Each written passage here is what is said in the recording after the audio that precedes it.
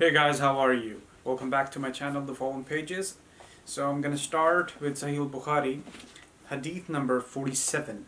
So it says that, narrated Abu Huraira, Allah's Messenger said, the prayer of a person who has hadat, passes urine, stool or wind, is not accepted till he performs the ablution, the wudu. A person from Hadramaut asked Abu Huraira, what is hadat? Abu Hurairah replied, hadat means the passing of wind. Hadith number 48. Narrated Numan al-Mujmir, once I went up the roof of the mosque along with Abu Hurairah. He performed ablution and said, I heard the Prophet saying, on the day of resurrection my followers will be called al-Ghurur ul-Muhajjalun, from the trace of ablution, and whoever can increase the area of his radiance should do so, that is by performing ablution regularly.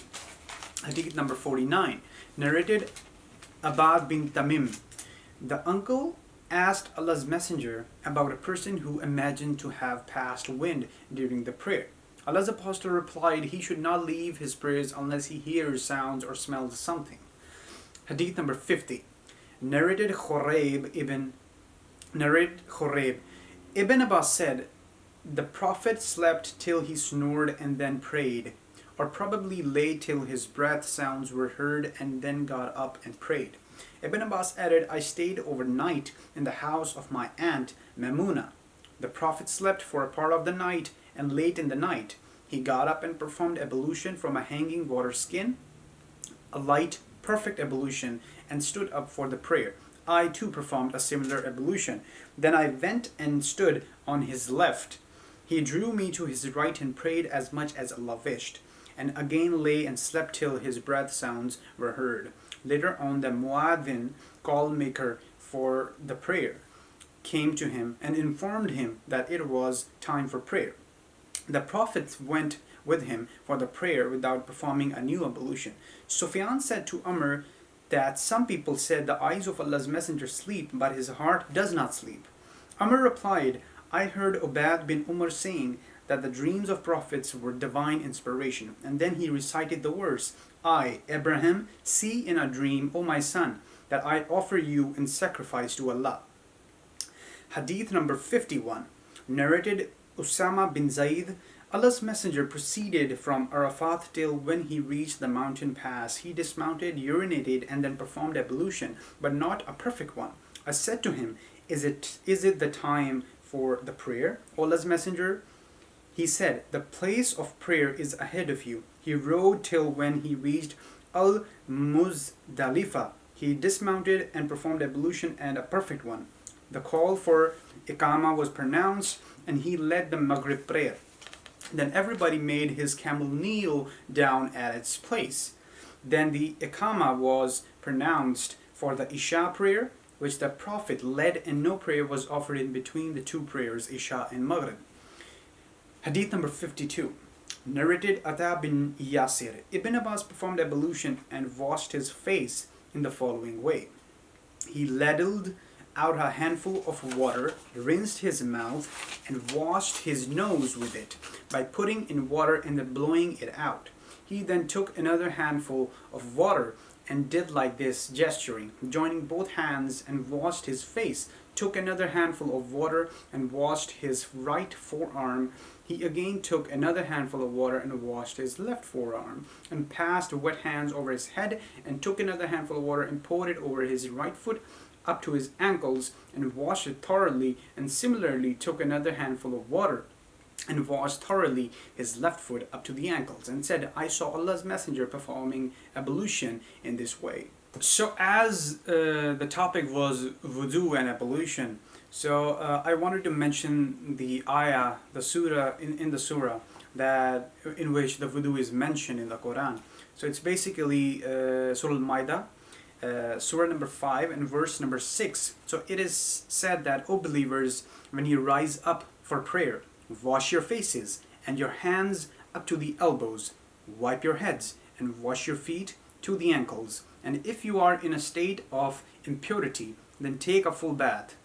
But if you are ill on a journey, or have relieved yourself, or have been intimate with your wives and cannot find water, then purify yourself with clean earth by wiping your faces and hands. It is not Allah's will to burden you, but to purify you and complete His favor upon you. So perhaps you will be grateful. So this is the way of wudu that is mentioned in the Quran. So Hadith number 53. Narrated Anas, whenever the Prophet went to answer the call of nature, he used to say, it's in Arabic, Allahumma inni aduka bika minal kutubuti wa wal khatabiyat. Okay, so my pronunciation may be wrong, but I'm going to translate in English. So it means that, oh Allah, I seek refuge with you from all offensive and wicked things, evil deeds and evil spirits. Hadith number 54. Narrated Ibn Abbas, once the Prophet entered a lavatory and I placed water for his ablution. He asked, who placed it? He was informed accordingly, and so he said, oh Allah, make him a learned scholar in religion, which is Islam. And Hadith number 55. Narrated Abu Ayyub Ansari, Allah's Messenger said, if anyone of you goes to an open space for answering the call of nature, he should neither face nor turn his back towards the Qibla. He should either face the east or the west. Hadith number 56. Narrated Abdullah bin Umar, people say whenever you sit for answering the call of nature, you should not face the Qibla or Baitul Muqaddas, Jerusalem. I told them once I went up the roof of our house and saw Allah's apostle answering the call of nature while sitting on two bricks facing Baitul Muqaddas, Jerusalem, but there was a screen covering him. Narrated Hadith number 57. Narrated Anas bin Malik, whenever Allah's Messenger went to answer the call of nature, I along with another boy used to carry a tumbler full of water for cleaning the private parts and a short spear or a stick. Hadith number 58. Narrated Abu Qatada, Allah's Messenger said, whenever any one of you drinks water, he should not breathe in the drinking utensil. And whenever any one of you goes to the lavatory, he should neither touch his penis nor clean his private parts with his right hand. Hadith number 59. Narrated Abu Hurairah, I followed the Prophet while he was going out to answer the call of nature. He used not to look this way or that. So when I approached him, near him, he said to me, fetch for me some stones for cleaning the private parts, or said something similar. And do not bring a bone or a piece of dung. So I brought the stones in the corner of my garment and placed them by his side, and I went away from him. When he finished from answering the call of nature, he used them. Hadith number 60. Narrated Abdullah, the Prophet went out to answer the call of nature and asked me to bring 3 stones. I found 2 stones and searched for the third, but could not find it. He took a dried piece of dung and brought it to him. He took the 2 stones and threw away the dung and said, this is a filthy thing. Hadith number 61. Narrated Abdullah bin Zayd, the Prophet performed ablution by washing the body parts twice. Hadith number 62. Narrated Humran, the slave of Uthman, I saw Uthman bin Affan asking for a tumbler of water, and when it was brought, he poured water over his hands and washed them thrice, and then put his right hand in the water container and rinsed his mouth, washed his nose by putting water in it and then blowing it out.